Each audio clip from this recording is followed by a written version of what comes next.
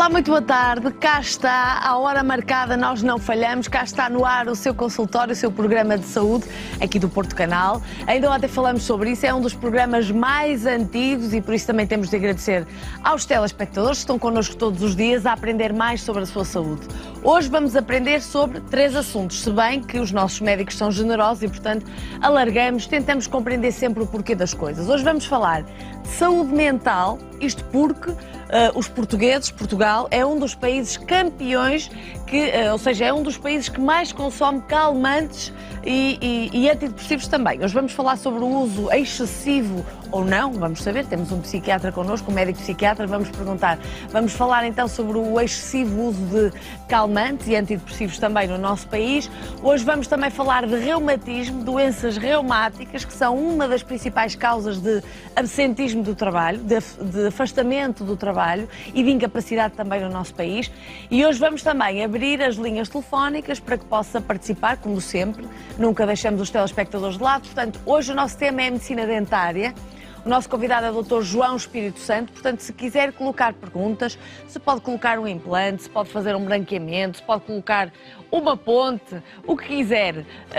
Vamos falar então de reabilitação oral, reabilitação da boca. Coloca as suas questões através do e-mail consultorio@portocanal.pt ou, se preferir, pode optar pelo telefone 225 083 204, 225 083 204. O Dr. João Espírito Santo chega mais para a reta final do programa, mas quem está em casa a ver pode ligar já, pega no telefone ou escreve um e-mail, identifica-se, o seu nome, a sua idade, o seu caso, a sua dúvida e fica registado então para participar na última parte do programa. Para já, vou começar por cumprimentar o meu convidado, é o Dr. Serafim Carvalho. Muito boa tarde, Sr. Doutor. Boa tarde. É médico psiquiatra no Hospital Magalhães Lemos e é professor também na Universidade de Ciências de Saúde, CESPO, que as pessoas bem conhecem como CESPO.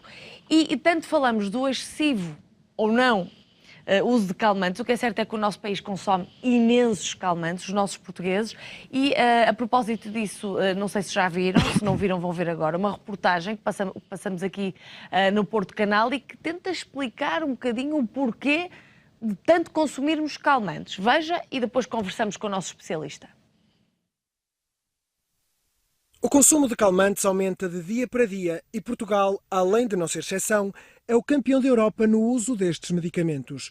Em percentagem, o sexo feminino representa 70% dos consumidores, produtos que são cada vez mais procurados pelos mais novos. O dia-a-dia estressante que a maior parte das mulheres tem, quando tem que acumular o trabalho, horas de trabalho bastante extensas, não? E ainda cuidar da família, ir buscar os filhos, levar os filhos, é normal que o nível de ansiedade das mulheres seja superior. Não? Há uma pressão muito grande posta atualmente nos alunos a vários níveis, quer eu vejo desde a primária até aos últimos anos do liceu. Só no ano passado, quase 2 milhões de portugueses adquiriram pelo menos uma embalagem de medicamentos destinados ao tratamento das perturbações de ansiedade e insónia, consumo que pode provocar dependência e não só. Não podem ser retirados abruptamente, portanto, isso exige que depois sejam retirados lentamente e com um acompanhamento médico. Portanto, são 2 problemas graves. Um é a dependência que eles provocam, outro é a não poderem ser retirados de uma forma imediata e ainda têm o risco acrescido de, como provocam sonolência, potenciarem todos os efeitos de acidentes, quedas, tudo que está associado à sonolência, alterações da memória, do potencial cognitivo. Especialistas aconselham atividade física e uma alimentação saudável como alternativa aos medicamentos.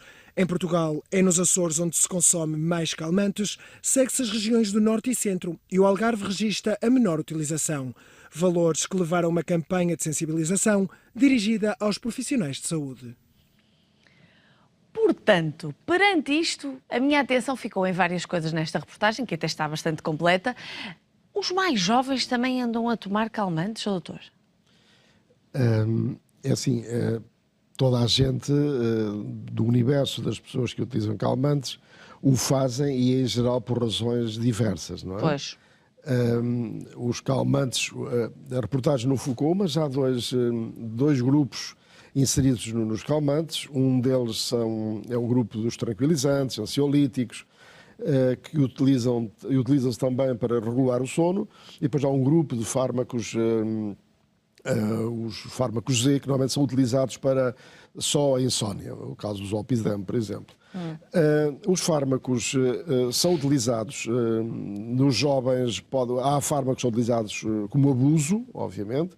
Aliás, há um fármaco conhecido tipicamente por em formulações de abuso sexual na noite, portanto, é associado com um fármaco em que leva o desejo sexual, associado depois a um fármaco que dá amnésia em doses relativamente altas, um benzodiazepínico deste grupo, e pode ser usado desde esse contexto até outros contextos de abuso, claramente, como cannabis ou outra substância qualquer. Estes medicamentos não são passados pelos médicos às crianças? Não. Ou em algumas situações, se calhar, podem ser ou não? Não, normalmente seguem outro percurso, seguem um percurso paralelo. Depois podemos também dar estes fármacos em casos muito especiais a jovens, crianças e jovens até, em casos muito específicos, e depois é utilizado em toda a patologia psiquiátrica. E há uma nota que é preciso colocar, uma coisa focada aqui da própria peça. Um aspecto é nós vivermos com o stress da vida. Não é? Ok, não temos necessariamente de todo que consumir substâncias destas, tranquilizantes, por termos stress. Senão não eram ali os 2 milhões que tomam os calmantes, éramos todos temos stress na nossa vida. Mesmo uma vida muito estressante não está necessariamente relacionada com o consumo de substâncias, e os colegas médicos de família resistem muitas vezes e não dão substâncias desta família a pessoas em stress, e o stress distingue-se de doenças mentais graves, não é? E essas, nestes casos, os médicos prescrevem benzodiazepinas, algumas vezes prescrevem benzodiazepinas, muitas vezes prescrevem. Veja, a prevalência de doença mental grave em Portugal, não é? Anda à volta atinge, se englobarmos todos os aspectos, todos os diagnósticos, à volta de 1/4 da população. Podemos dizer aproximadamente bem mais que 2 milhões de pessoas sofrem de doença mental. Exatamente, que é uma das maiores prevalências do mundo. Portugal Com os Estados Unidos, por exemplo. Temos prevalências de doença mental geral na população próximas dos Estados Unidos, que é um dos campeões, e outros 2 ou 3 países da Europa Central. Os estudos epidemiológicos não são muito claros, mas podemos, digamos, classificar-nos no top 5 mundial da doença mental. Porquê? Em termos de prevalência. Porquê? Pois, essa é uma pergunta de 1 milhão. Nós não sabemos porquê. Há muitas explicações, tal como não se sabe porque é que a taxa de suicídio no Algarve é várias vezes superior à média nacional. No entanto, o consumo de antidepressivos e de calmantes no Algarve é inferior ao resto do país e ilhas. Também não há uma relação direta entre suicidalidade e consumo de benzodiazepinas, não é? Isso não está estabelecido. Pronto. Agora, o consumo de benzodiazepinas, de fármacos calmantes, que englobam 2 grupos sobretudo, é o que é muito elevado. Há várias medidas que podem ser tomadas. Agora, há uma coisa importante, a lei seca não funciona. Quer dizer, lei seca é que é proibição. Há pessoas, e há colegas nossos, e há pessoas de institutos que advogam alguma medidas do tipo, pronto, termina-se e acabou, interrompe-se o fornecimento, ou arranjam-se medidas restritivas tão intensas que as pessoas que as levam a não prescrever. Ora, essas substâncias não se podem retirar subitamente. Porquê? Porque causam dependência e síndrome de abstinência. Exatamente. Por outro lado, são fármacos excepcionais em certas circunstâncias. Por isso, eles são usados já há 50 anos. Os conhecemos muito bem. Sabemos que os riscos coadjuvam... Sabemos os médicos. E as pessoas também, no entanto, parece que vão passando de uns casos para os outros, ou para os amigos, ou até para as crianças, quando os veem em stress ou com stress das aulas, porque os médicos certamente as prescrevem quando são mesmo necessários. Estes casos que nós vemos aqui, Sr. Doutor, certamente são as pessoas que vão passando umas para as outras, ou não? Os calmantes. Sim, o amigo fornece muita informação. Pois, claro. Nós vivemos num país onde a literacia, e este programa combate a iliteracia médica, E nós necessitamos, como um pão para a boca, não é? Até penso para regular uma parte do PIB, programas como estes, um canal de saúde exclusivo, por exemplo, seria importantíssimo. Porque há uma enorme iliteracia em saúde, como há noutras coisas, como há no clima, como há na... Portanto, eu penso que isso seria aumentar a qualidade do conhecimento em saúde na população geral. É muito, muito importante. É crucial para perceber quando, até como controle, o médico pode, o doente pode defender-se em relação ao médico, dialogando com ele, argumentando como é que é, vou tomar uma benzodiazepina, quanto tempo é que o senhor acha que devo tomar, como é que posso depois parar, alternativa, já estou melhor, posso parar para outro fármaco equivalente. Nós temos várias estratégias de poder utilizar não fármacos com a mesma eficácia, mas quando a pessoa melhora, podemos utilizar outro tipo de fármacos que não dão essas... O uso destes fármacos tem mais riscos ou mais benefícios para a saúde? Todos os medicamentos são facas de dois gumes. Eles têm efeitos altamente benéficos, por isso é que são usados, e se usa um fármaco, ele tem que, no ganho, nos prós e contras, ele tem sempre que ter mais benefícios que prejuízos, obviamente. O problema é que muitas vezes há um mau uso das coisas. O aumento das doses excessivo, ou o tempo que se prolonga e o abandono da consulta médica e a pessoa obter o fármaco por outro médico que já o teria abandonado, ou por venda livre na farmácia, se for o caso. Portanto, há várias formas da pessoa prolongar o uso de um dado medicamento, sejam este tipo de calmantes ou fármacos para a dor, por exemplo, não é? E porquê que as mulheres consomem mais calmantes? Que lhe parece, doutor? As mulheres, também não sabemos porquê, sofrem 2 a 3 vezes mais doença mental que os homens. Também podíamos estar... Podemos divagar. Podemos divagar muito, mas não convém. Há mesmo investigação segura, séria, que apanha partes do problema. Mas não há uma explicação... Que é o quê? Tem mais fragilidade? Porque isto não tem só a ver com a fragilidade, porque a depressão não significa que a pessoa tenha maior fragilidade, não é? A depressão é uma doença. Não significa que a pessoa tem uma personalidade frágil. As pessoas às vezes confundem o estado depressivo com a depressão, por exemplo, que não tem nada a ver, não é? Ou estar triste com o estado depressivo, não é? Há muitas pessoas que não têm tristeza, não é? Há depressão que não tem tristeza sequer, não é? Se manifesta por sintomas físicos, por cansaço, por falta de prazer pelas coisas, mas não necessariamente tristeza ou choro. Não é? Agora, as mulheres têm, só na doença bipolar e na esquizofrenia, é que a mulher tem menos prevalência, tem uma prevalência idêntica à do homem, não é? Nas outras perturbações ditas emocionais, claramente a mulher tem 2 a 3 vezes a perturbação de pânico, na fobia social, na agrofobia. Ansiedade.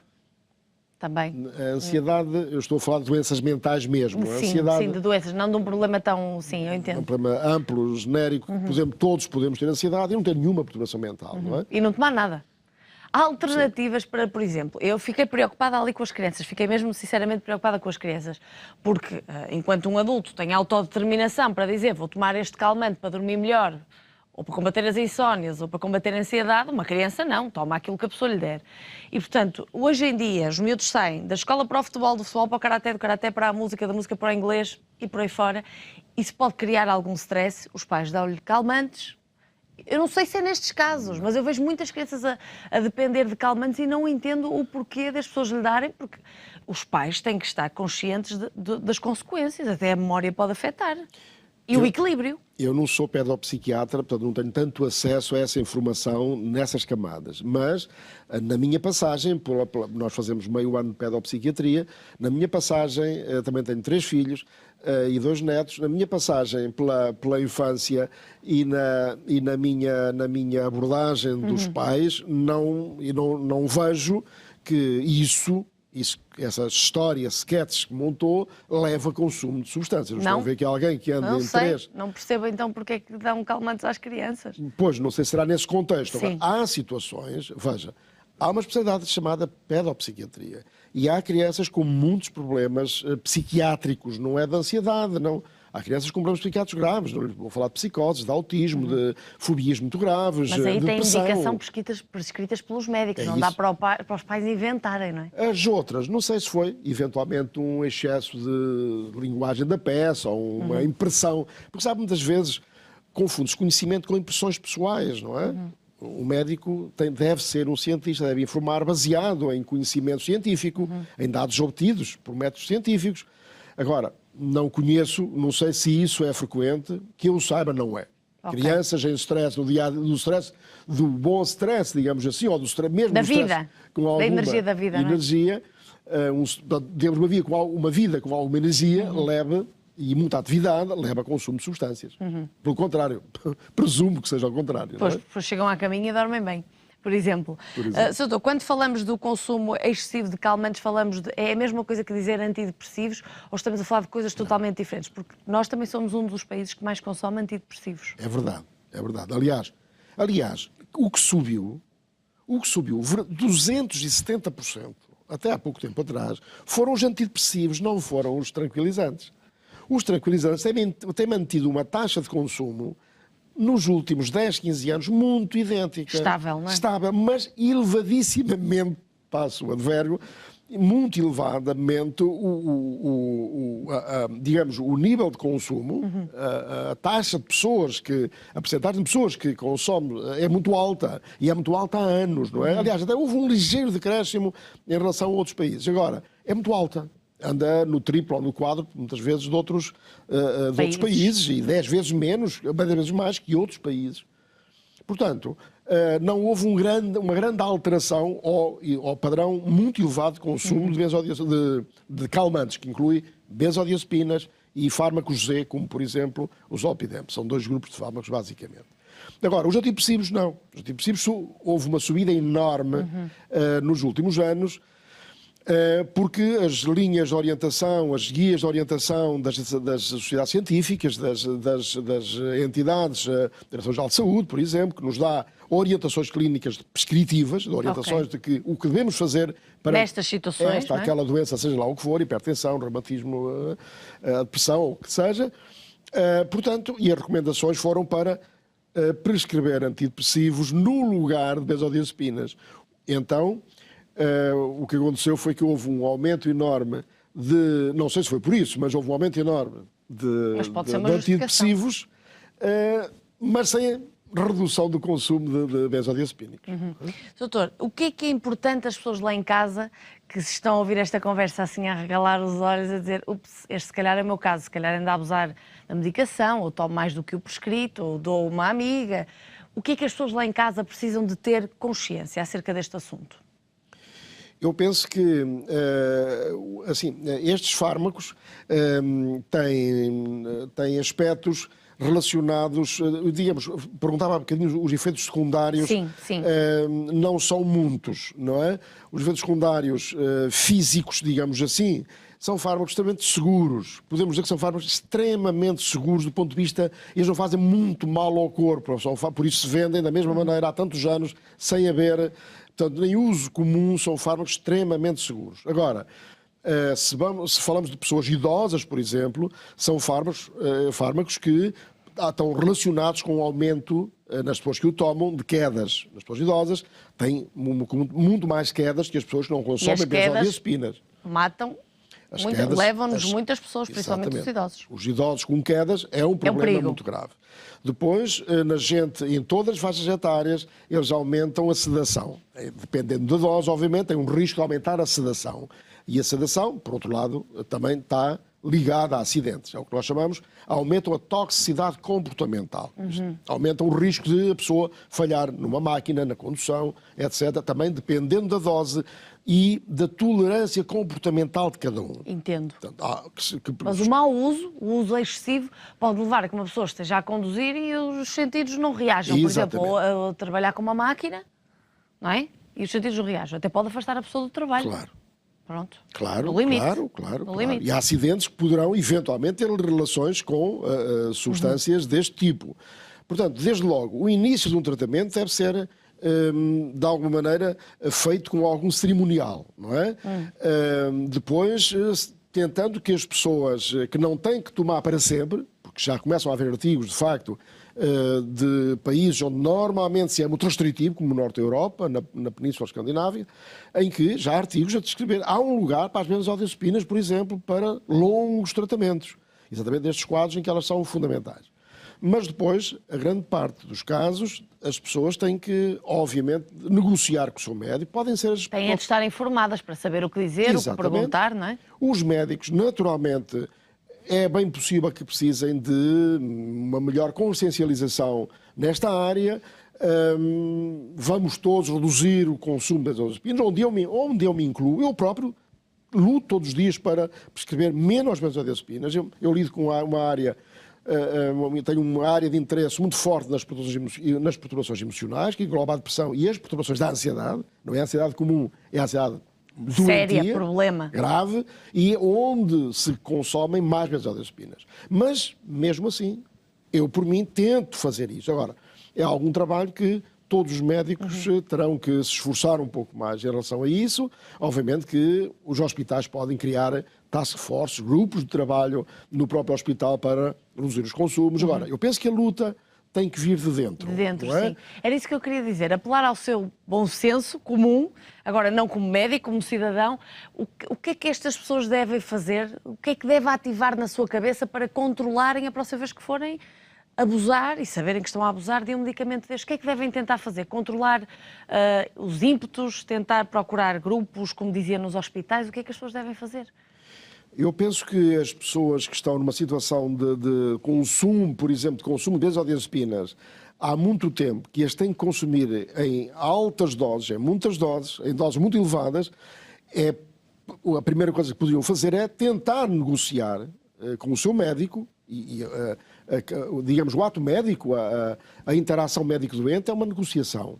Portanto, pode ser uma negociação, não é? Eu penso que a maior parte dos médicos hoje está apto para negociar com o seu doente alguns aspectos do tratamento. O médico não tem que ter sempre uma atitude paternalista, nem deve ter muitas vezes, mas pode perfeitamente negociar, ter temporadas excessivas de consumos de benzodiazepinas, que pode negociar o seu encurtamento, redução, passagem para outros fármacos equivalentes que possam testar... O exercício, conforme diziam ali na reportagem também. Ora bem. A alimentação saudável, cuidar bem de si. Ora bem, nós hoje temos... O exercício não é o exercício. Nós temos hoje um padrão de exercício, temos uma carga já mais ou menos definida de exercício, uma carga e duração de exercício.